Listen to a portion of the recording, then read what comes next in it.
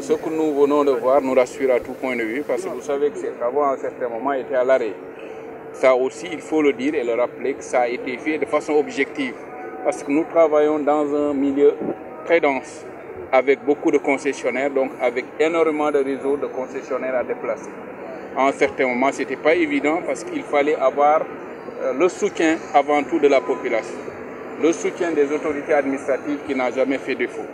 Actuellement, on se félicite déjà le fait que toute la population soit en concorde avec le Promoville, avec aussi l'entrepreneur qui est en train de faire les réalisations. Depuis ce matin, on a fait un tour intéressant qui nous a mené déjà au niveau de Tivaouane Peulh, où nous avons lancé des travaux, où on va réaliser plus de 2,3 km pour un montant de 1,350 milliard. Après l'étape de Tivaouane Peulh, nous sommes allés au niveau de Biscuiterie.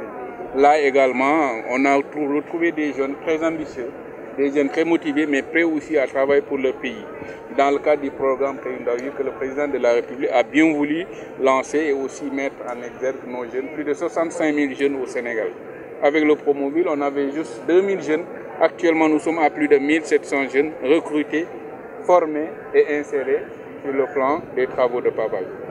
Au niveau de Rufisque de façon spécifique, il faut le rappeler pour s'en réjouir. Le président de la République a lancé le programme Promoville au niveau de Rufisque en 2016.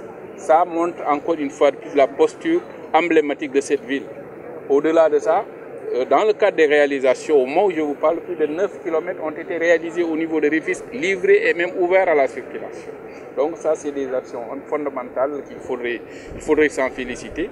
Et maintenant, ce qui reste, c'est surtout la finalisation des travaux au niveau de l'avenue Maurice Gueye et le canal. Et là aussi, par l'entremise en relation avec l'entrepreneur, l'entrepreneur nous a rassuré que ces travaux pourront être livrés d'ici l'hivernage. Parce que l'enjeu, c'est surtout de pouvoir livrer l'ensemble de ces chantiers d'ici l'hivernage. Et on est très optimiste.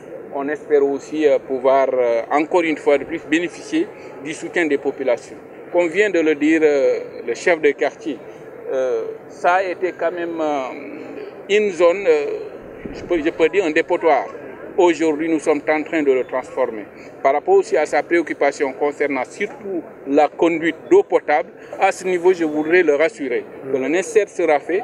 Il y aura une bonne dissociation entre le passage des eaux usées et cette canalisation, cette conduite d'eau potable. Là, je voudrais vraiment rassurer le chef de quartier, rassurer aussi toute la population. Le reste, on ne peut pas empêcher aux nihilistes d'être des nihilistes. Mais le plus important, nous, ce qui nous intéresse, c'est de faire des choses concrètes pour l'intérêt et l'intérêt exclusif des populations.